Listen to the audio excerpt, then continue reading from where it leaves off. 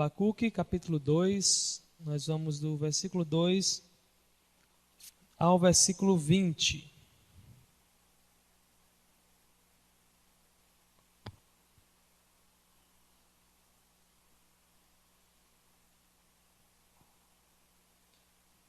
Abacuque 2, do 2 ao 20.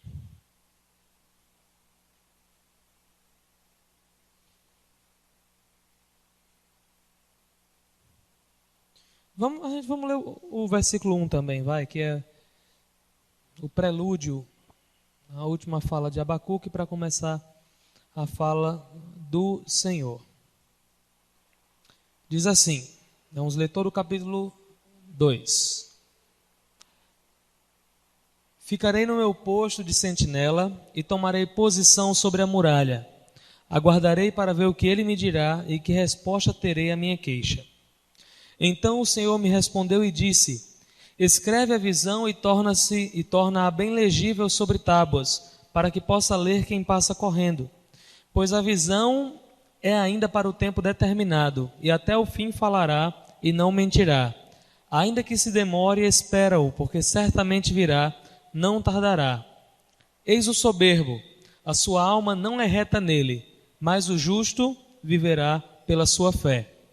Além disso, o vinho é traidor, o homem soberbo não permanece. Ele alarga como o Seol o seu desejo, como a morte nunca se pode fartar, mas ajunta a si todas as nações e congrega a si todos os povos. Não levantarão, pois, todos estes contra ele um provérbio e um dito zombador? E dirão: ai daquele que acumula o que não é seu, até quando? E daquele que se carrega a si mesmo de penhores. Não se levantarão de repente os teus credores e não despertarão os que te farão tremer? Então lhes servirá tu de despojo. Visto como despojaste muitas nações, os demais povos te despojarão a ti, por causa do sangue dos homens e da violência para com a terra, a cidade e todos os que nela habitam. Ai daquele que adquire para sua casa lucros criminosos, para pôr o seu ninho no alto, a fim de se livrar das garras da calamidade. Vergonha maquinaste para a tua casa, destruindo tu a muitos povos, pecastes contra a tua alma. Pois a pedra clamará da parede e a trave lhe responderá do madeiramento. Ai daquele que edifica a cidade com sangue e que funda a cidade com iniquidade. Acaso não procede do Senhor dos exércitos que os povos trabalhem para o fogo e as nações se cansem em vão? Pois a terra se encherá do conhecimento da glória do Senhor, como as águas cobrem o mar.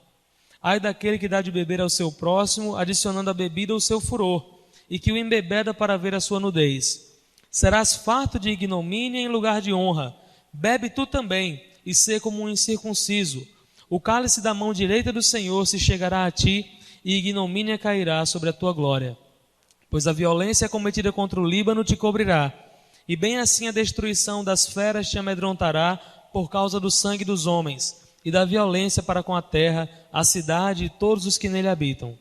Que aproveita a imagem esculpida, tendo-a esculpido o seu artífice, a imagem de fundição que ensina a mentira, pois o artífice confia na sua própria obra quando forma ídolos mudos.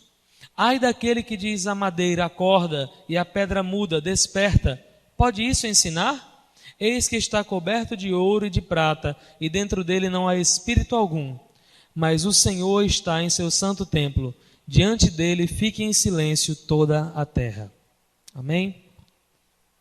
Vamos orar para que Deus venha falar conosco nessa noite. Feche seus olhos, peça ao Senhor que venha falar contigo nesse momento.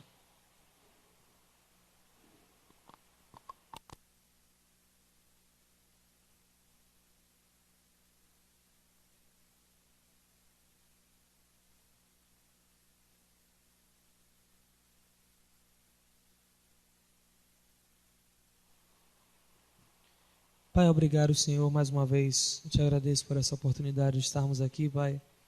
E agora eu te peço, Senhor, que o Senhor venha falar conosco nesse momento. Nós já louvamos a Ti, nos arrependemos, pedimos perdão, nos entregamos a Ti, Pai. E agora desejamos, Senhor, que o Senhor venha falar conosco através da Tua palavra, Senhor. Que em nome de Jesus nós possamos ser um pouco mais ensinados sobre Ti essa noite, Pai. Que o Teu Espírito, ó Pai, possa, Senhor, estar conduzindo esse momento e nos ensinando ó, por meio da Tua própria palavra, Senhor. Em nome de Jesus. Amém.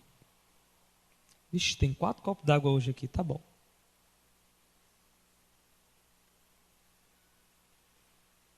Tem que começar cedo, senão não acaba os 4. Tá. Nós estamos vendo já, nós vimos dois sábados, esse é o terceiro. Estamos estudando o livro de Abacuque. Nós vimos no primeiro sábado o capítulo 1. A gente viu a fala de Abacuque, quando ele clama ao Senhor por resposta, por justiça, por uma intervenção divina. A coisa está feia em Israel. Nós vimos um pouco de como estava, vimos um pouco do contexto. O próprio rei estava perdido, todo mundo em pecado, cada um procurando a sua própria justiça. E Abacuque, nesse momento, clama ao Senhor. Os 4 primeiros versos do capítulo 1, nós vemos Abacuque clamando a Deus, falando com Deus, pedindo a Deus que o responda. Ele diz que há muita violência, a injustiça está imperando, o justo está sendo morto. E ele clama ao Senhor que faça alguma coisa, que se manifeste. Nós vimos também nesse mesmo sábado a resposta de Deus, que foram os versos 5 a 11, exatamente. Quando Deus diz, olha Abacuque, realmente o negócio está feio em Israel, eu vou fazer algo que você não vai acreditar, mas eu vou lhe dizer. Eu vou levantar os caldeus, os babilônicos, um povo mau, e aí ele descreve esse povo, um povo que seus soldados são como lobos que saem para matar. Eles juntam os seus prisioneiros como areia, eles desrespeitam aos reis, eles fazem sua própria lei, fazem sua própria justiça, e eu estou levantando-os para exercer justiça em Israel. Eles estão indo para aí tomar casas que não são suas. Nós vimos isso no primeiro sábado, a oração do profeta, o clamor do profeta e a resposta de Deus. E no último sábado nós vimos o segundo clamor do profeta. Porque na primeira oração ele reclama que não há justiça, o justo sofre na mão do injusto. Deus fala que vai trazer um povo ainda mais injusto. E aí nós vimos 2 semanas atrás que Deus vai usar um povo ainda mais ímpio para punir Israel. E aí nós vimos a segunda reclamação, o segundo clamor do profeta Abacuque. Ele fica assim, mas eu estou reclamando que tem injustiça, que o justo está sofrendo, e aí vai vir um mais injusto, vem um ímpio para punir aquele que é mais justo que ele. Ele não consegue lidar muito bem com isso. Nós falamos um pouco sobre a questão do mal, o problema do mal. E ele fica sem entender como é que um Deus santo, um Deus puro, um Deus justo, pode se utilizar de um povo mau, da maldade desse povo, para exercer o seu propósito. E Abacuque não consegue entender isso. E nós vimos até o verso 1 do capítulo 2, quando ele fala, olha, ele abre o coração, reclama, fala. E aí ele fala, eu vou ficar na minha torre, vou sentar lá e vou aguardar em silêncio para ver qual a resposta que o Senhor vai me dar. E o que nós lemos hoje foi justamente a resposta que o Senhor dá a Abacuque. Nós não vamos trabalhar os 19 versículos. Eu pensei em fazer assim, só que tem muita coisa para se falar ali. A gente vai falar só 2, 3, 4 e 5. Só esses 4 primeiros versículos. Então, mantenha sua Bíblia aberta, a gente vai voltar sempre no texto e vamos andar em alguns outros textos. Vamos ver o que a palavra de Deus tem a nos ensinar. Versículo 2 e 3. Vamos reler. Então o Senhor me respondeu e disse, escreve a visão e torna-a bem legível sobre tábuas, para que a possa ler quem passa correndo. porque a visão é ainda para o tempo determinado, mas se apressa para o fim e não enganará. Se tardar, espera-o, porque certamente virá, não tardará. Primeira coisa que Deus fala a Abacuque estava aguardando por respostas, e Deus o responde, e ele fala primeiro o seguinte: escreva as coisas que eu vou lhe dizer. Registre isso, porque é exatamente o que vai acontecer. Se parecer que está demorando, não se preocupe, com certeza virá no tempo certo. Essa visão é para um tempo determinado. Se tardar, espera, não falhará, certamente virá. O que Deus está dizendo é: eu garanto o que eu vou dizer agora, pode escrever.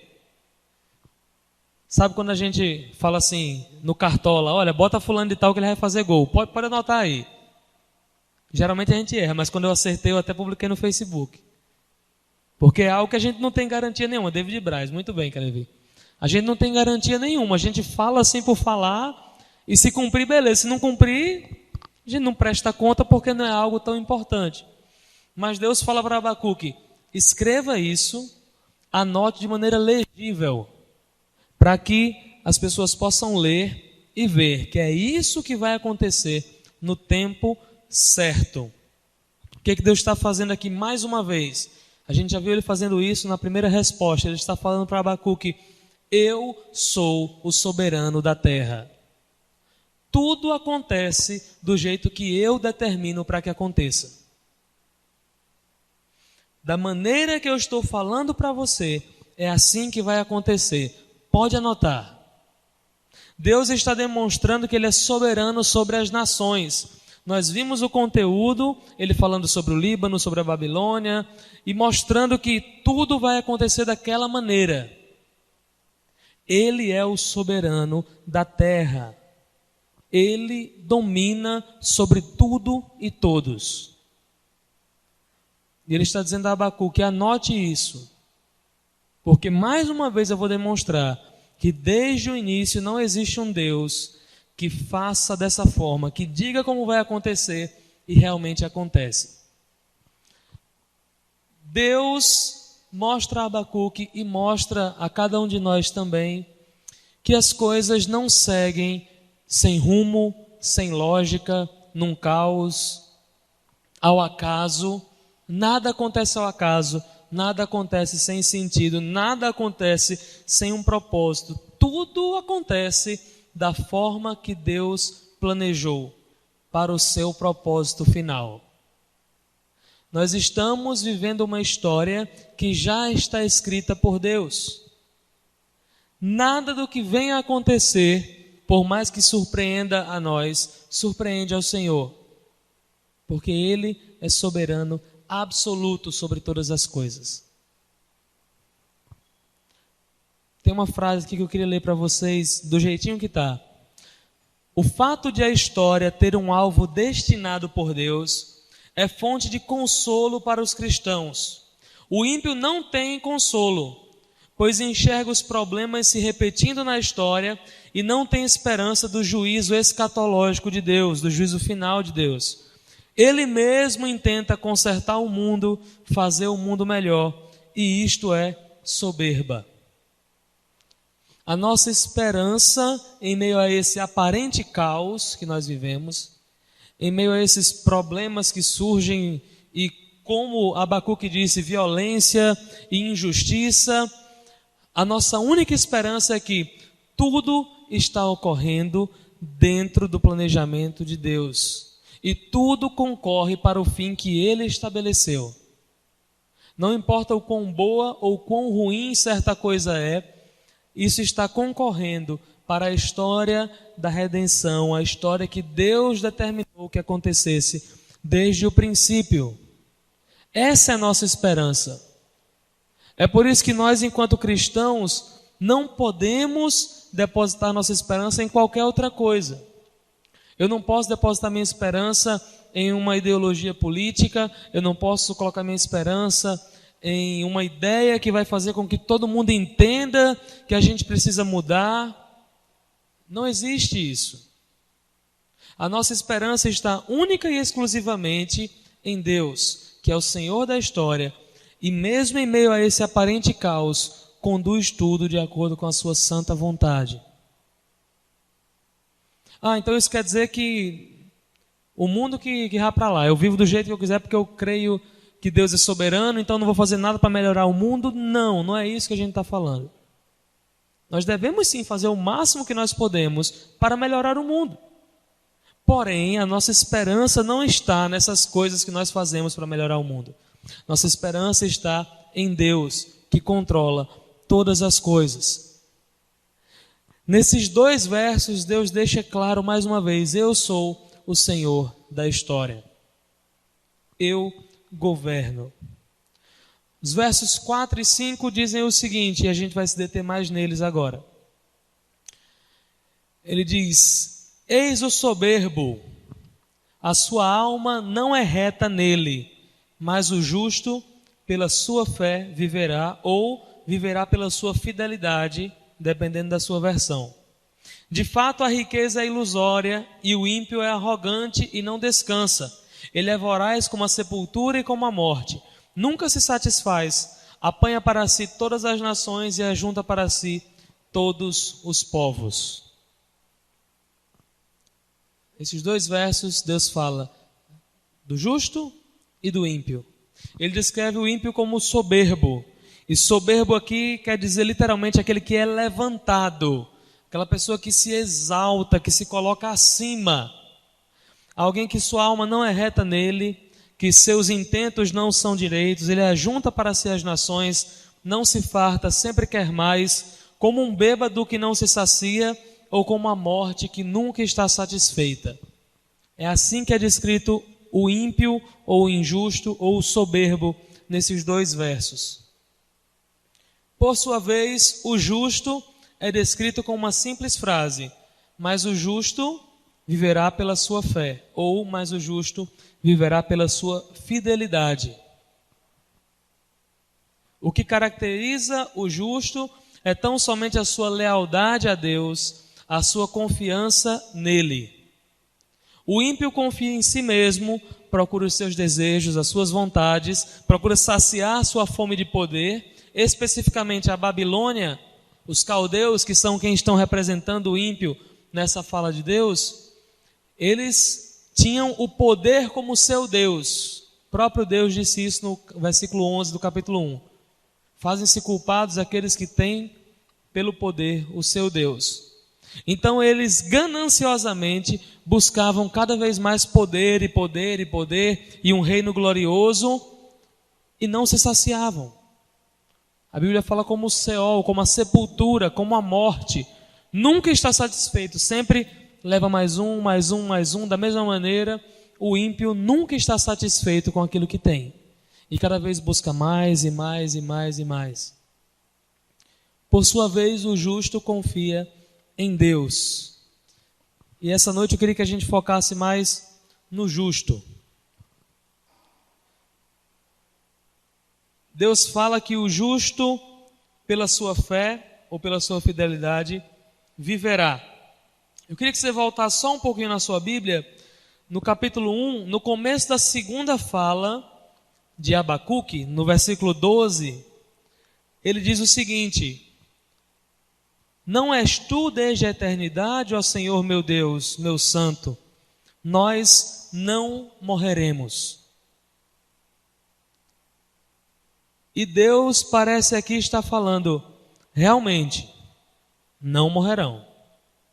O justo viverá. Deus aqui confirma aquilo que Abacuque pela fé disse. Lembra que a gente viu na última vez, Abacuque, apesar de estar atônito com o que estava acontecendo, ele ficou, como é, vai usar os caldeus? Mas ainda assim, ele crê na aliança que o Senhor Deus estabeleceu, de que Israel seria seu povo, de que ali estaria aquele povo escolhido dentre as nações para ser o sacerdócio real. Então ele, mesmo em meio à sua perplexidade, ele afirma, nós não morreremos. E Deus, demonstrando a sua fidelidade, diz, o justo viverá. Realmente, os justos viveriam, mesmo vindo a invasão dos caldeus, mesmo vindo a destruição que estava por vir, o justo viveria pela sua fé ou pela sua fidelidade. E aí a gente tem uma espécie de um problema. Por quê? Porque fidelidade e fé não parecem sinônimos. É complicado eu usar fé no lugar de fidelidade ou fidelidade no lugar de fé em alguma frase.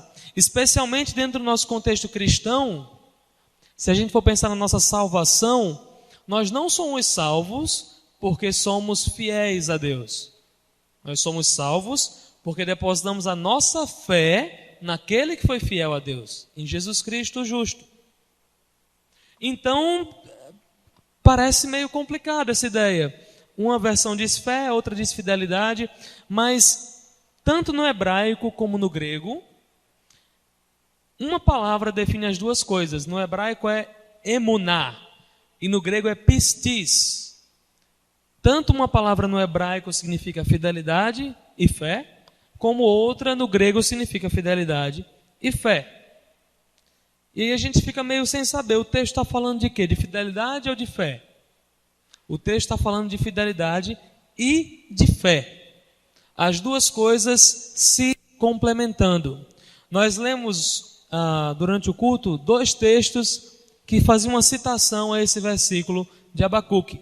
Nós lemos em Gálatas e nós lemos em Hebreus, dizendo que o justo viveria pela fé.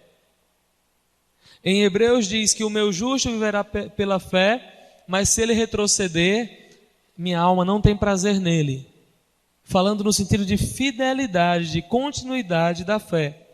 Já em Gálatas, Paulo parece estar se utilizando do contexto de crença. Ele diz, Gálatas 3:11, é evidente que pela lei ninguém será justificado diante de Deus, porque o justo viverá pela fé. O autor de Hebreus fala, olha, o justo viverá pela fé, e se ele retroceder, ou seja, o justo viverá pela fidelidade, e se ele retroceder, minha alma não tem prazer nele. Já Paulo diz, pela lei ninguém será justificado diante de Deus, porque o justo viverá pela fé.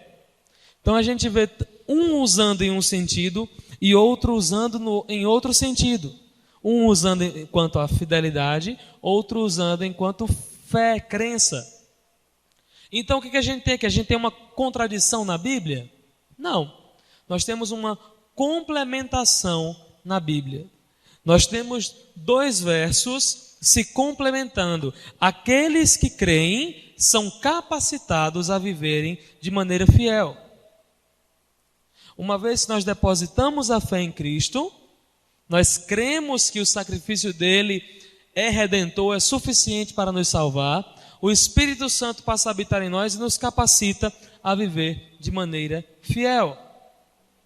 Então a mesma fé salvífica, a mesma fé que nós depositamos em Cristo, é a fé que nos capacita a vivermos fielmente. Então esses 2 sentidos da palavra se complementam, tanto no Novo Testamento, como aqui em Abacuque, no Velho Testamento. Nós temos que pensar o seguinte, quem é o justo que Deus fala que viverá? Deus fala, o justo viverá pela fé. O ímpio, sua alma não é reta, é um soberbo, ele seus desejos não são bons, dependendo da sua versão. Porém, o justo viverá pela fé ou pela sua fidelidade. Esse justo que Deus está falando aqui é aquele que é perfeito, é aquele que não comete nenhum erro? Não, não é. E nós sabemos disso com certeza, e aí vai um pequeno spoiler do livro, porque no capítulo 3, Abacuque clama por misericórdia a Deus. Se o justo fosse alguém que não errasse, não precisaria de misericórdia. Ele poderia cobrar de Deus a salvação. Se eu não erro, então eu tenho o direito a viver, porque eu sou justo. Mas Abacuque entende que não é alguém que é perfeito, que cumpre a lei completamente, mas sim aqueles, o povo de Deus, o remanescente fiel, aqueles dentre Israel que permaneceriam acreditando na aliança feita por Deus. O justo não seria aquele que cumpriria a lei perfeitamente, até porque ninguém pode cumprir a lei perfeitamente, mas sim aquele que creria na aliança de Deus, na promessa que Deus fez que o seu povo permaneceria. E qual é a característica de quem crê nisso? Uma vida de fidelidade. Então uma coisa complementa a outra. E esses dois versos que nós vemos, nós entendemos o quão diferentes são o ímpio do justo. O ímpio segue os seus próprios caminhos, o ímpio não quer nada de bom, não se sacia com o que tem, é um soberbo, se exalta. Porém, o justo não é apresentado como alguém que é justo por ser certinho, mas sim por viver por fé. A diferença do justo e do ímpio não é o fato de não errar, o justo também erra. Mas a diferença é o que conduz a vida de um e o que conduz a vida do outro. Aquele que é ímpio, como nós já falamos, é conduzido pelos seus próprios desejos e suas vontades. É conduzido pela vontade insaciável de querer sempre mais e possuir sempre mais e nunca estar satisfeito. A Babilônia, que é o exemplo utilizado por Deus, é a figura clara disso. Eles invadiam um reino após outro, após outro, após outro, destruindo, matando. O profeta fala na segunda parte do capítulo 1, que eles são como um pescador que vem com a rede e pega tudo de peixe, não faz diferença de qual é qual. E eles pegam, tiram e matam e sacrificam as suas redes, eles prestam culto às suas redes, porque eles adoravam as suas armas, o seu poderio militar. Ali estava a sua glória. Com aquilo eles conquistavam os povos, então eles adoravam aquelas coisas. Porém, o justo viveria por fé. Quem controla a sua vida, quem direciona a sua vida, quem dita o seu caminho, não são os seus desejos e suas vontades, mas é Deus. No Antigo Testamento, crendo na aliança que Deus fez com o povo de Israel, eles procuravam viver a lei de Deus, entendendo que Deus teria o seu povo ali. Da mesma maneira, nós depositamos a nossa fé em Cristo porque cremos que Ele tem poder suficiente para nos salvar. O justo não é aquele que é fiel no sentido de ser totalmente perfeito. O justo não é aquele que obedece à lei totalmente. Por quê? Porque ninguém consegue obedecer à lei totalmente. Ninguém consegue ser fiel a esse ponto. Se o padrão fosse esse, ninguém seria justo. Mas sabe o que é mais interessante? É que o padrão é esse. Ninguém é justo. É por isso que nós necessitamos de Cristo, porque Ele é justo. E nós somos justificados, pois, mediante a fé em Cristo. E assim nós temos paz com Deus. O padrão estabelecido por Deus foi um padrão tão alto que nós não conseguimos cumprir. E como nós falamos sempre aqui, aqueles do Antigo Testamento também não conseguiram. Eles tinham fé naquele que viria e seria o justo de Deus, no Messias. Nós temos fé naquele que já veio e que voltará, o ungido do Senhor. Nós não somos, e infelizmente muitas pessoas pensam assim, até ensinam assim, nós não somos bons, justos, obedientes para que possamos ser salvos. Não funciona assim. Não é eu estou aqui, eu quero Jesus, então eu vou procurar obedecer, ser fiel, e então eu me torno um justo, eu me torno um salvo. A ordem é inversa. Nós somos justificados pela fé e então nós somos capacitados a viver de maneira fiel. Porque o nosso estado inicial é um estado de morte. Efésios 2 diz que nós estávamos mortos em nossos delitos e pecados, satisfazendo as vontades do príncipe deste mundo. Deus é espírito e alguém que seja morto espiritualmente não tem condições de agradar a Deus. Nós não tínhamos como primeiro obedecer para depois sermos justificados. Isso é ilógico. É necessário primeiro que o Espírito Santo nos vivifique, que nós sejamos justificados e então nós passamos a poder viver de maneira fiel. A justificação precisa vir antes, senão não tem como haver fidelidade.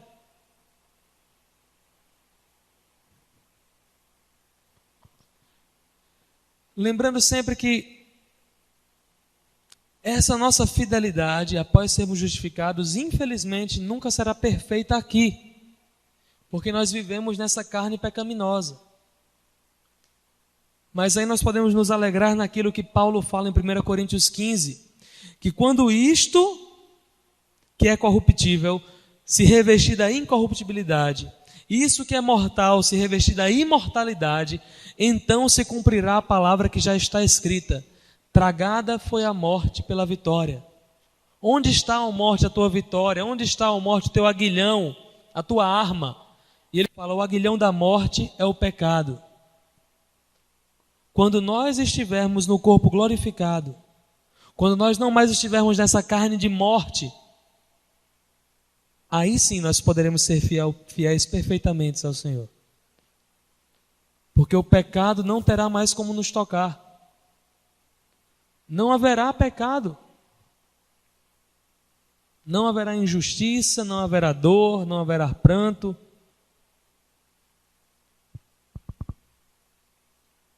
Mas infelizmente, enquanto nós ainda estivermos neste corpo de morte, a nossa fidelidade nunca será completa. Lembrando que isso não é desculpa para a gente viver de qualquer maneira. Nossa obrigação é crescermos a cada dia em direção à estatura de Cristo. O justo é aquele que por meio da fé é justificado e então ele vive. Para Abacuque, naquele momento, esse viverá tinha um sentido imediato de que nem todos morrerão na invasão dos babilônicos.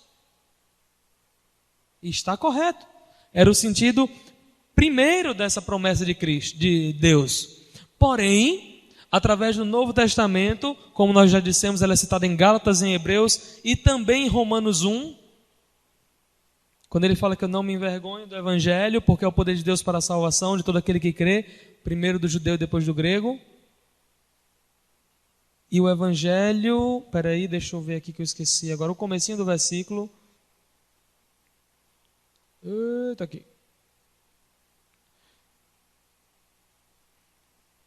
Não me envergonho do Evangelho, porque é o poder de Deus para todo aquele que crê, primeiro do judeu, depois do grego, porque nele se descobre a justiça de Deus de fé em fé, como está escrito: mas o justo viverá pela fé. Esse texto é citado 3 vezes no Novo Testamento. Então, é trazido um novo sentido, um sentido secundário.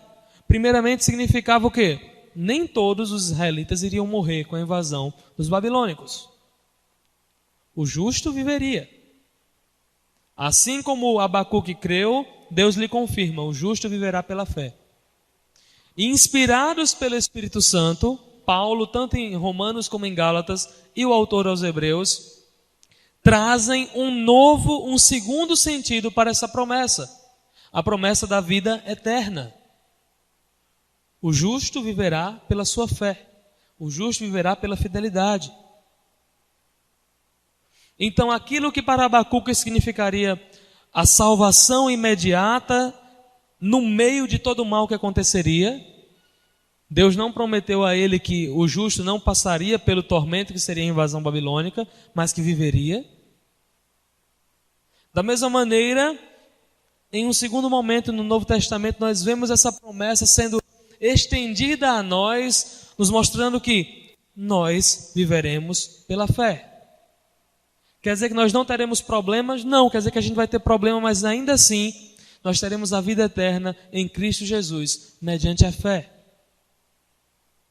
É uma promessa que se cumpre em dois momentos, imediatamente no povo de Israel e posteriormente em nós, que cremos em Cristo para a vida eterna. Mas ainda tinha um pequeno problema. Por que Deus está dizendo isso para Abacuque? Abacuque primeiro, como a gente lembra, reclama da injustiça que está acontecendo, reclama que o povo se voltou, o povo é violento, injusto, mata o justo, a justiça é distorcida, Deus fala o que vai fazer, e aí Abacuque mais uma vez diz, olha, vai vir um injusto para punir aquele que é mais justo que ele. Abacuque estava entendendo que ele era alguém justo, que ele era alguém bom, que ele era alguém que podia discutir com Deus e falar, Senhor, eu acho que está errado.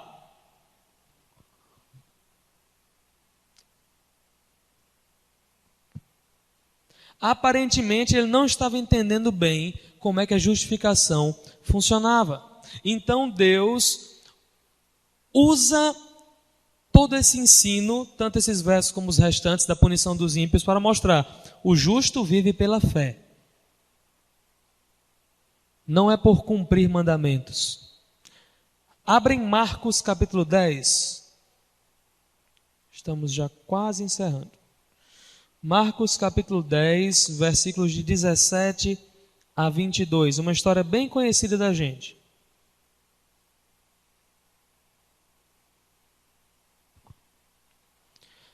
Marcos 10, 17 a 22 diz o seguinte: E pondo-se a caminho, correu para ele um homem, o qual se ajoelhou diante dele, esse ele é Jesus, e lhe perguntou: Bom mestre, que farei para herdar a vida eterna? E Jesus lhe disse: Por que me chamas bom? Ninguém há bom senão um, que é Deus. Tu sabes os mandamentos: não adulterarás, não matarás, não furtarás, não dirás falso testemunho, não defraudarás alguém, honra teu pai e a tua mãe. Ele, porém, respondendo, lhe disse: Mestre, tudo isso guardei desde a minha mocidade. E Jesus, olhando para ele, o amou e lhe disse: Falta-te uma coisa. Vai, vende tudo quanto tens e dá aos pobres, e terás um tesouro no céu. E vem, toma a tua cruz e me segue. Mas ele, pesaroso dessa palavra, retirou-se triste, porque possuía muitas propriedades. O que esse texto nos ensina? Esse jovem, ele cumpria tudo à risca. A gente sabe que ele não era perfeito. Ele disse que cumpria tudo. A gente sabe que ele não tinha como cumprir perfeitamente todos os mandamentos. Mas ele fazia tudo ali dentro da sua capacidade. Desde a minha mocidade eu guardo os mandamentos: não matar, não adulterar, não roubar, não defraudar ninguém, honrar pai e mãe. Porém, ele não vivia por fé. Ele cumpria todas aquelas regras à risca, mas ele não cria na aliança com Deus para seu sustento. Ele cria no seu dinheiro, na sua riqueza. Por mais que ele estivesse dentro de um contexto judeu, seguindo os mandamentos de Deus, o coração dele não estava na lei de Deus. O coração dele estava na sua riqueza. Ele entendia a necessidade de algo espiritual. Ele chega perguntando: como é que eu faço para ter a salvação? Ele entendia que cumpria aqueles ritos que eram necessários, porém o coração dele estava preso às suas riquezas. E quando Jesus toca nesse ponto, ele fica triste e vai embora. Ele não aceita essa confrontação. Ele não aceita colocar a sua fé somente em Cristo. Olha, vende tudo que você tem, distribui aos pobres e você ganhará um tesouro no céu. Aí você toma a tua cruz e me segue. Ele fez: não dá para mim não. Eu tenho muitos tesouros já aqui na terra. E ele prefere amar os tesouros da terra do que abrir mão desses para ter um tesouro no céu. E quantas vezes a gente não faz algo parecido? Aí você fala: não, mas eu não sou rico não tenho tanto tesouro assim não. Mas a gente entende, se você está aqui na igreja é porque você entende que você precisa de algo mais, algo espiritual, algo superior. E Jesus se apresenta perfeito para esse papel. É Deus que se fez homem, quer um relacionamento comigo, pronto, é o que eu preciso. Porém, quando ele aponta para o nosso orgulho, ou a nossa riqueza, ou qualquer coisa em que a gente coloca a nossa fé, nossa família, nosso namoro, marido, esposa, quando Cristo aponta para isso e fala: olha, me entrega isso e me segue, aí a gente fica triste e sai de lado. Não, vou continuar ficando aqui no banco, não quero aprofundar o meu compromisso com Cristo. Não vou deixar de vir para a igreja não, mas não é necessário largar tudo. Eu confio em Deus, mas eu tenho essa economiazinha aqui, eu tenho esse negócio, eu tenho a minha família que me sustenta, eu tenho isso.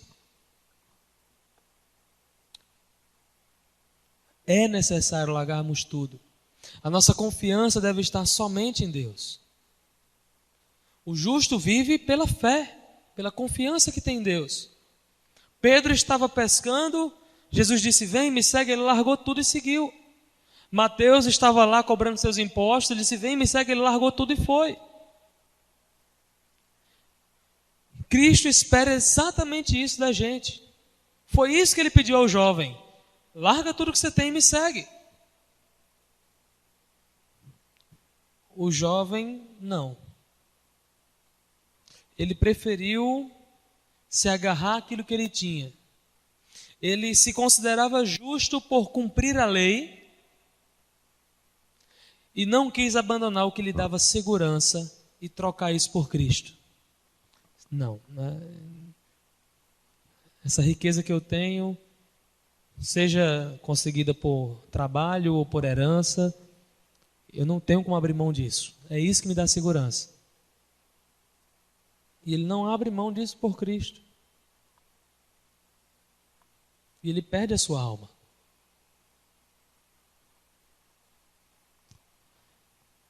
Nesses 4 versículos, Deus contrasta o justo com o soberbo.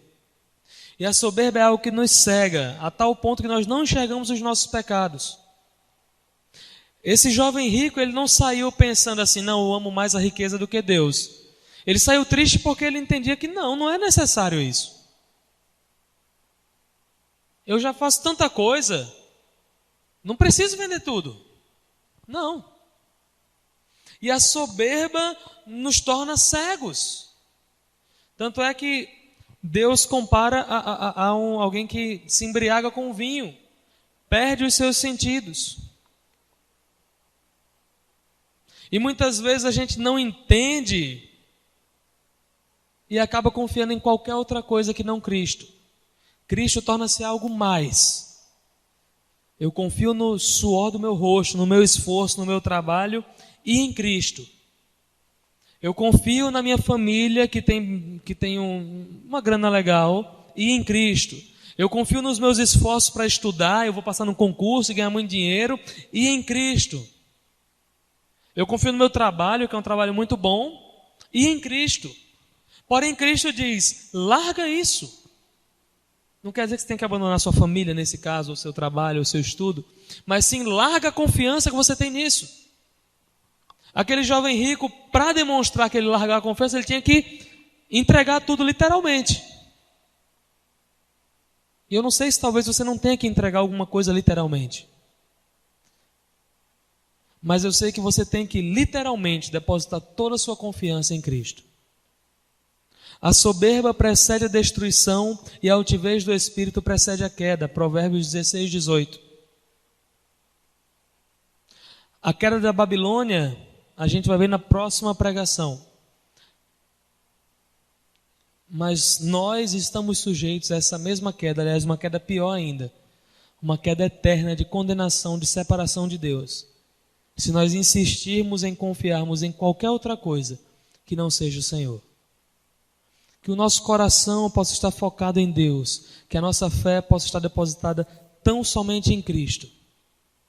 Que nós possamos diariamente nos arrepender dos nossos pecados, nos entregarmos a Ele e procurarmos viver, uma vez que fomos justificados, de maneira digna, de modo fiel, a salvação que nos alcançou. Vamos orar?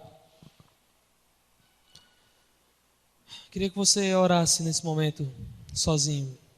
Converse com Deus sobre o que foi falado. Eu não conheço você, eu conheço a mim. Eu não sei se você tem depositado sua confiança em alguma outra coisa. Mas ore nesse momento. Deposite novamente sua confiança em Cristo.